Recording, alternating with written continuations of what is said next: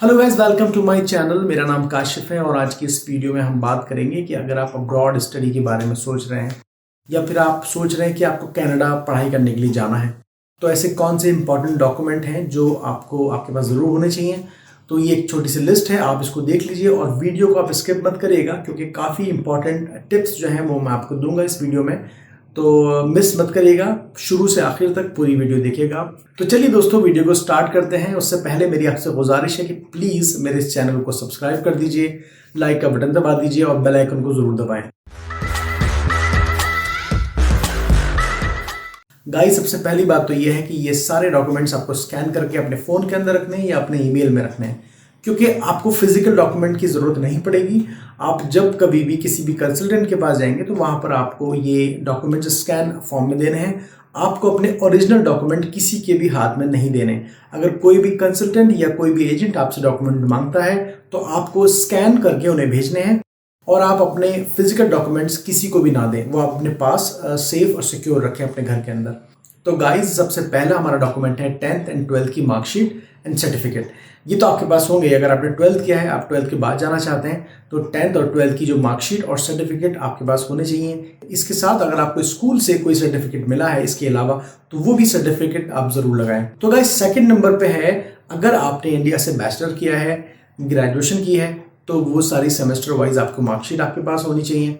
और इसके अलावा आपके पास डिग्री होनी चाहिए। अगर आपके पास डिग्री अभी नहीं आई है तो आप अप्लाई कर सकते हैं अपने कॉलेज में डिग्री के लिए, तो वो आपको डिग्री भी मिल जाएगी। अगर आपके पास फिजिकल डिग्री नहीं भी आती तो वो आपको ऑनलाइन डिग्री, आपको ई सर्टिफिकेट भी दे देते हैं, उससे भी काम आपका चल जाएगा। और अगर आप किसी यूनिवर्सिटी में अप्लाई कर रहे हैं, अगर आप कनाडा में किसी यूनिवर्सिटी में अप्लाई कर रहे हैं और उनको ट्रांसक्रिप्ट चाहिए, तो ट्रांसक्रिप्ट आपको अपने कॉलेज में अप्लाई करना होगा।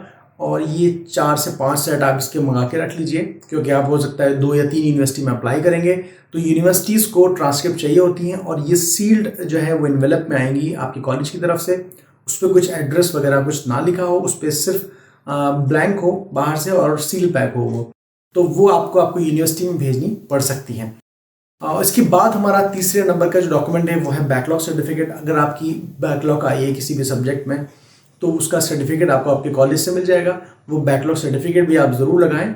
और मेरी आपसे गुजारिश है कि आप कोई भी चीज़ जो है अपने करियर से रिलेटेड कोई भी बात ना छुपाएं, जो भी बात है वो बता दें, क्योंकि अगर आप बैकलॉग सर्टिफिकेट नहीं देते हैं और यूनिवर्सिटी अगर आपकी इंक्वायरी करती है तो हो सकता है आपका एडमिशन जो है वो ना हो। चौथे नंबर पे है प्रोविजन सर्टिफिकेट, ये भी आपको आपके कॉलेज से मिल जाएगा। गाइस, 5th नंबर पे है हमारा LOR यानी कि लेटर ऑफ रिकमेंडेशन। बहुत सारे कॉलेजेस हैं कनाडा में जिनको LOR की ज़रूरत नहीं पड़ती, लेकिन कुछ कॉलेजेस हैं और ज़्यादातर यूनिवर्सिटीज़ में LOR की आपको ज़रूरत पड़ेगी। तो अगर आपने ग्रेजुएशन किया है या कहीं से भी आपने पढ़ाई की है तो आपको एक जो है लेटर ऑफ रिकमेंडेशन आपको एकेडमिक यानी कि आपको अपने फैकल्टी से चाहिए होगा, और बाकी 1 या फिर 2 आपको LOR जो है आपको प्रोफेशनल यानी कि जहाँ पे आपने काम किया है, जहाँ पे आपने जॉब की है वहाँ से चाहिए होगा। तो ये सारा डिपेंड करेगा आपके कोर्स की डिमांड के ऊपर, उनकी रिक्वायरमेंट क्या है आपके यूनिवर्सिटी की, उसके हिसाब से आपको ये रेडी करना होगा। इसके बाद 6th नंबर पे है हमारा पासपोर्ट, यानी कि आपके पास जो पासपोर्ट है फर्स्ट एंड लास्ट पेज उसका आप स्कैन करके ज़रूर रखें। और 7th नंबर पे है हमारा आइल्स का स्कोर कार्ड। आइल्स का स्कोर कार्ड आपके पास होना चाहिए। अगर बाई पोस्ट आपके पास नहीं पहुंचा है तो आप वेबसाइट पे जाके डाउनलोड कर सकते हैं और फिर आप उसको भेज सकते हैं अपने कॉलेज या अपनी यूनिवर्सिटी को। और 8th हमारा जो है वो है SOP, स्टेटमेंट ऑफ पर्पस। आप पढ़ाई करने के लिए क्यों जा रहे हैं, आपने ये कोर्स क्यों चूज़ करा है, तो ये एक स्टेटमेंट ऑफ पर्पस आपको लिखना होगा। मेरी आपको एडवाइस है कि आप ये किसी एक्सपर्ट से लिखाएं, क्योंकि हो सकता है कि अगर आपने 12th के बाद जा रहे हैं तो आप उतना अच्छे से नहीं लिख पाएँ। तो मेरी आपसे एडवाइस है कि किसी एक्सपर्ट से आप ये लिखवाएं। और ये बहुत ज़रूरी है कि इसमें आपका भी इन्वॉल्वमेंट होना ज़रूरी है कि आप ये पढ़ाई क्यों करना चाहते हैं, आप कनाडा ही क्यों जाना चाहते हैं और वहाँ पर जाके ये कोर्स क्यों करना चाहते हैं। तो इसमें आपको सारी डिटेल लिखनी होगी, ये आप बहुत एहतियात से लिखिएगा। इसके बाद 9th हमारा रेज्यूमे, ये भी आपके पास होना बहुत ज़रूरी है। अगर आपके पास नहीं है तो आप बना लीजिए, क्योंकि रेज्यूमे की ज़रूरत आपको पड़ेगी फ्यूचर में भी।